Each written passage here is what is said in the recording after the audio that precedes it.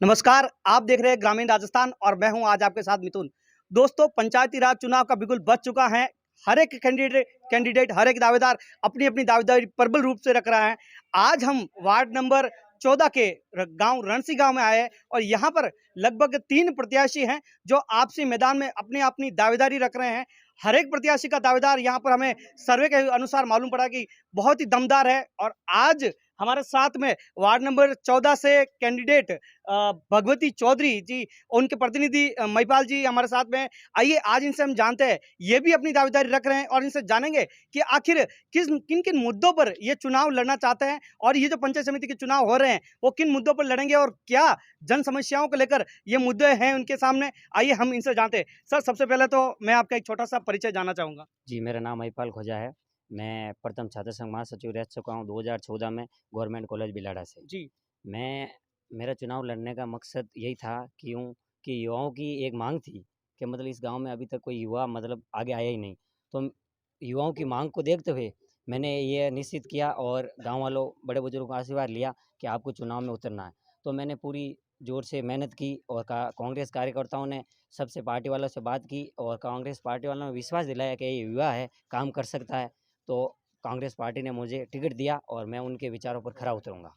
भगवती चौधरी जिनके प्रतिनिधि के रूप में महिपाल जी हमारे साथ में हैं, इन्होंने कांग्रेस पार्टी से टिकट लिया है और ये सोच है लगभग लंबे समय से ये राजनीति में है और युवाओं की राजनीति इन्होंने की है। कॉलेज में भी ये महासचिव के पद पर रह चुके हैं और अब अपने गाँव में विकास की कड़ी को आगे बढ़ाना चाहते हैं। तो सर, मैं आपसे ये जानना चाहता हूँ, लगभग आपके गाँव में इस 14 नंबर वार्ड में कुल कितने वोट है सर? सर 14 नंबर वार्ड में 6400 वोट है। रंसी गाँव क्षेत्र सिर्फ हुँ, एक ही लगता है, वार्ड नंबर 14 में निर्वाचन क्षेत्र है जो बिलाड़ा का।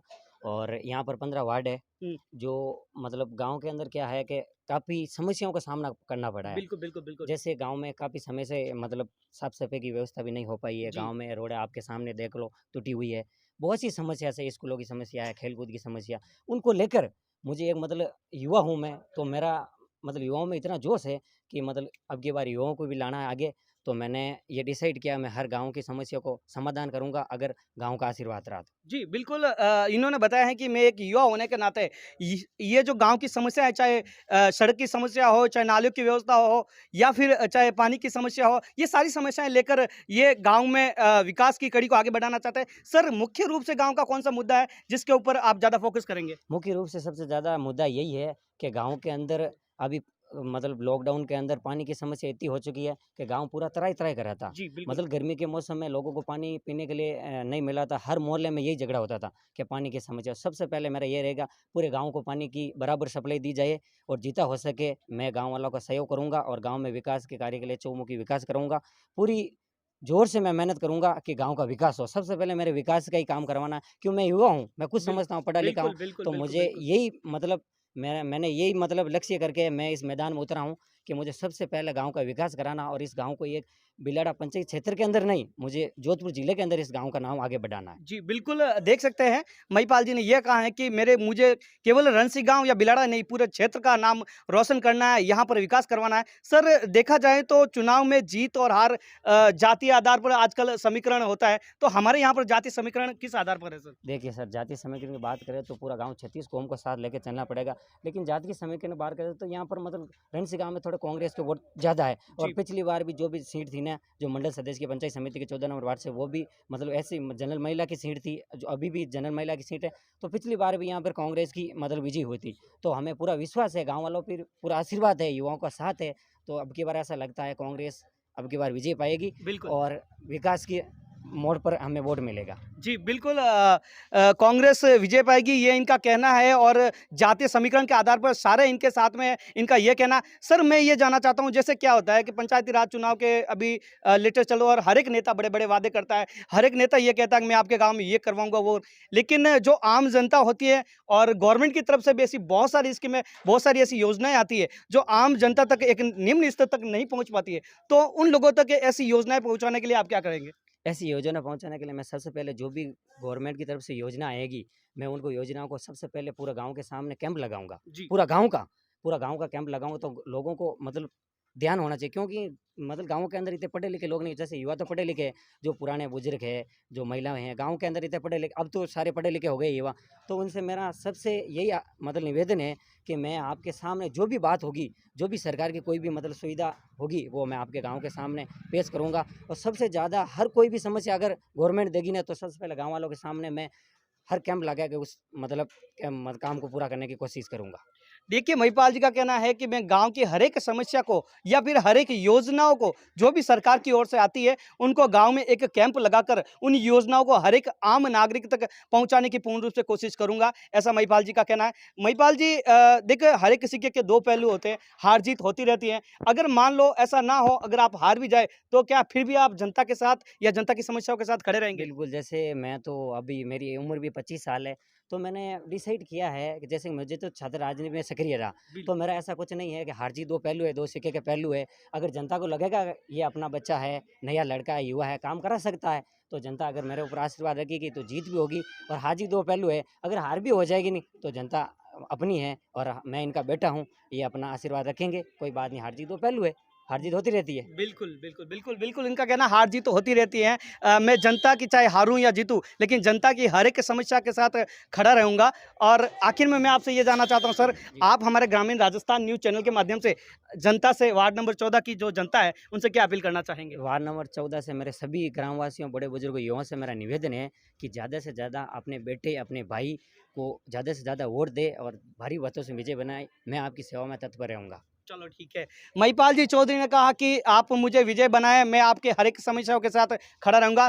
आज हमारे साथ कुछ और साथीगण हैं, इनसे भी ग्रामीण लोग हैं, इनसे हम जानेंगे कि वार्ड नंबर 14 की मुख्य समस्याएँ क्या-क्या हैं और किन-किन समस्याओं के साथ ये जूझ रहे हैं। सर नमस्कार, क्या नाम है आपका? परसाराम। अच्छा परसाराम जी, आप बताइए कि आपके गाँव रनसी गाँव की वार्ड नंबर 14 की मुख्य समस्याएँ क्या-क्या है सर?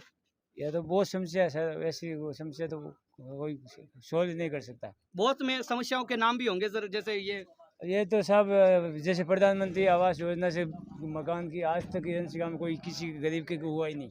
जी, जो पिछले वार्ड पंचायती चुनाव में विजेता हुए थे, उनके द्वारा कुछ इन समस्याओं को लेकर निराकरण की कोशिश की गई थी? की तो ही पर आगे रोक लगे, सब होने नहीं दिया। जी, ये जी। आप बताएँ सर, क्या नाम है आपका? मेरा नाम सीताराम जी है। सीताराम जी। आप बताएँ सर, आपके गाँव की मुख्य समस्याएँ क्या-क्या है?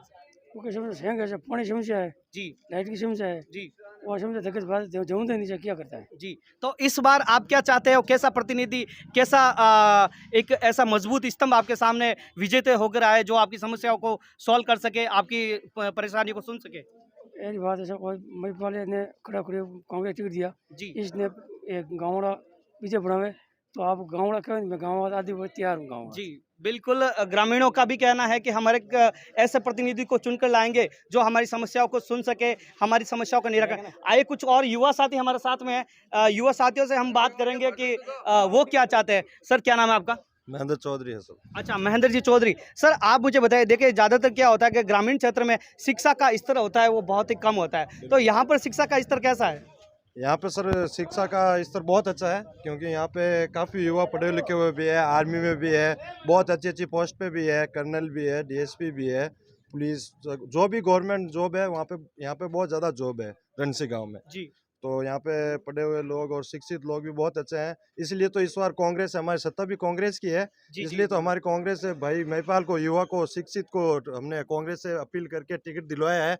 और जो भी ये शिक्षित भी है, पढ़े लिखे हुए हैं, तो हमारी समस्या जो पूरी नहीं हो रही थी, तो हमारी सत्ता भी है कांग्रेस की, तो हम वहाँ तक हमारे गाँव की जो भी समस्या है उनके सामने लेके जाएंगे, और जो भी कार्य निर्माण जो भी कुछ होगा तो हम पूरा करवाएंगे। जी। बालिका शिक्षा का क्या स्तर है यहाँ पर? बालिका शिक्षा का बहुत अच्छा स्तर है सर। जी, बिल्कुल देख सकते हो गाँव में शिक्षा का स्तर भी बहुत अच्छा है और गवर्नमेंट जॉब, सरकारी नौकरी, सभी ग्रामीण हमारे साथ में हैं, इनसे अपन बात करते हैं। सर आप कैसे जनप्रतिनिधि को सामने लाना चाहेंगे, कैसे प्रतिनिधि को जिताना चाहेंगे? हम जनप्रतिनिधि जैसे भाई महिपाल जी है, कांग्रेस नवयुग मंडल के हैं और ये ग्रामीण का अच्छा काम करेगा और आगे भी ये मतलब कांग्रेस पार्टी के साथ रह के अच्छा सहयोग किया इनके और उनको नया लीडर है, इसलिए हम इनसे तो चुना।